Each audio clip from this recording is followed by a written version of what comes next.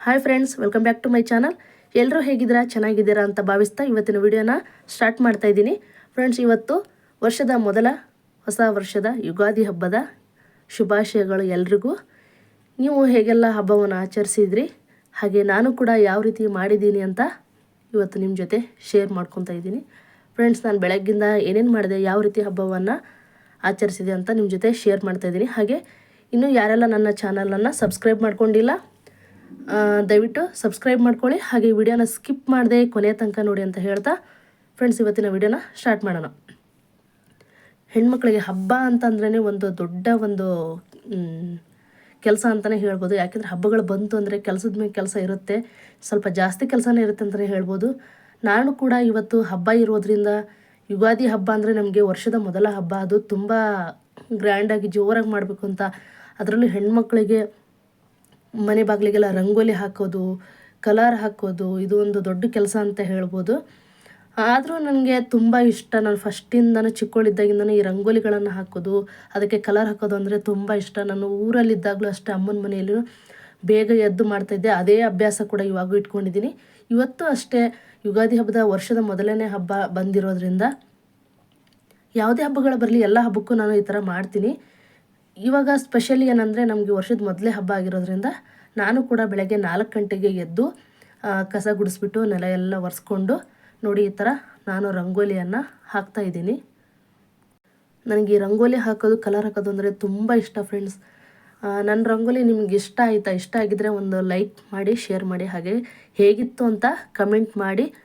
ನೋಡಿ, ನಾನು ಈ ಥರ ಎಲ್ಲ ರಂಗೋಲಿ ಹಾಕಿ ಕಲರ್ ಹಾಕಿ ಮುಗಿಸ್ಬಿಟ್ಟು ಸ್ನಾನ ಮಾಡ್ಕೊಂಬಂದು ಪೂಜೆಗೆಲ್ಲ ರೆಡಿ ಮಾಡ್ಕೊತಾ ಇದ್ದೆ. ಹಾಗೆ ಬಾಗಿಲಿಗೆ ಮಾವಿನ ಸೊಪ್ಪು ಹಾಗೆ ಬೇವಿನ ಸೊಪ್ಪು ಕೂಡ ಸ್ಪೆಷಲಿ ಏನಂದರೆ, ಈ ಹಬ್ಬಕ್ಕೆ ಮಾವಿನ ಸೊಪ್ಪು ಬೇವಿನ ಸೊಪ್ಪು ಹಾಕಬೇಕು ಬಾಗಿಲಿಗೆ, ತೋರಣನ. ನಾನು ಅದಕ್ಕೆ ಬಾಗಿಲಿಗೆಲ್ಲ ಹಾಕಿಬಿಟ್ಟು ನೆಕ್ಸ್ಟ್ ಹೂವು ಎಲ್ಲ ರೆಡಿ ಮಾಡಿಕೊಂಡು ನೋಡ್ತಿರ್ಬೋದು ನೀವು.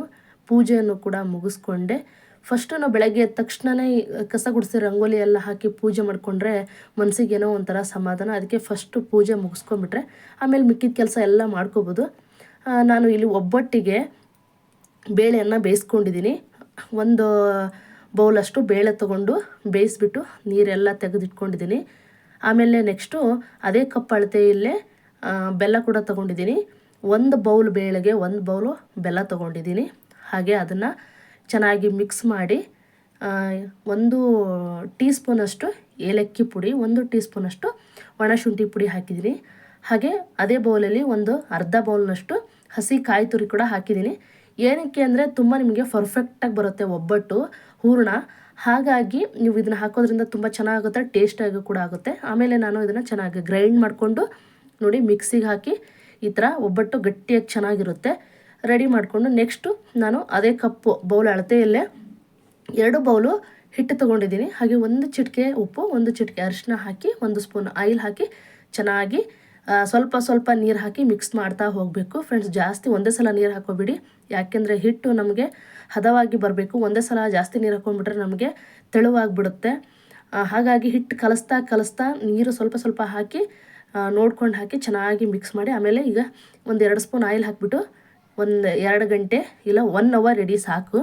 1 ಅವರ್ ಆದಮೇಲೆ ನೋಡ್ತಿರ್ಬೋದು ನೀವು, ನಾನು ಕೂಡ ರೆಡಿಯಾಗಿ ಬಂದುಬಿಟ್ಟು ಹಬ್ಬದ ಅಡುಗೆಗಳೆಲ್ಲ ಮಾಡ್ತಾಯಿದ್ದೀನಿ. ಆಲ್ಮೋಸ್ಟ್ ನನ್ನ ಅಡುಗೆ ಎಲ್ಲ ಮುಗಿದಿದೆ. ಎಲ್ಲ ಮುಗಿಸಿ ಇವಾಗ ಲಾಸ್ಟಲ್ಲಿ ಒಬ್ಬಟ್ಟು ಮಾಡ್ತಾಯಿದ್ದೀನಿ ಫ್ರೆಂಡ್ಸ್. ನೀವು ಈ ಥರ ಬಾಳೆ ಎಲೆ ಇದ್ದರೆ ಬಾಳೆ ಎಲೆಯಲ್ಲಿ ತಟ್ಟಿಬಿಟ್ಟು ಒಬ್ಬಟ್ಟನ್ನು ಹಾಕಿ, ಇಲ್ಲಾಂದರೆ ಆಯಿಲ್ ಕವರೆಲ್ಲ ಮಾಡ್ಬೋದು.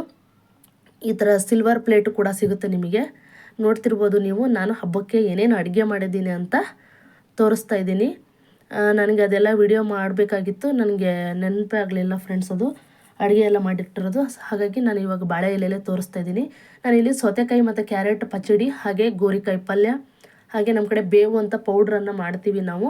ಅದು ಬೇವು ಮತ್ತು ಒಬ್ಬಟ್ಟು, ಅದಕ್ಕೆ ಕಾಯಿ ಹಾಲು ಅಂದರೆ ನಮಗೆ ಫುಲ್ ನಮ್ಮ ಮಲೆನಾಡು ಕಡೆ ಸ್ಪೆಷಲ್ ನಾವು ಒಬ್ಬಟ್ಟಿಗೆ ಕಾಯಿ ಹಾಲೇ ಮಾಡೋದು.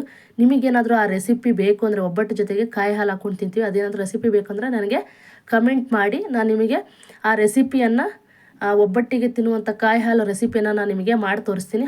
ನನ್ನ ವಿಡಿಯೋ ನಿಮಗೆ ಇಷ್ಟ ಆಗಿದ್ದರೆ ಲೈಕ್ ಮಾಡಿ, ಶೇರ್ ಮಾಡಿ, ಕಮೆಂಟ್ ಮಾಡಿ.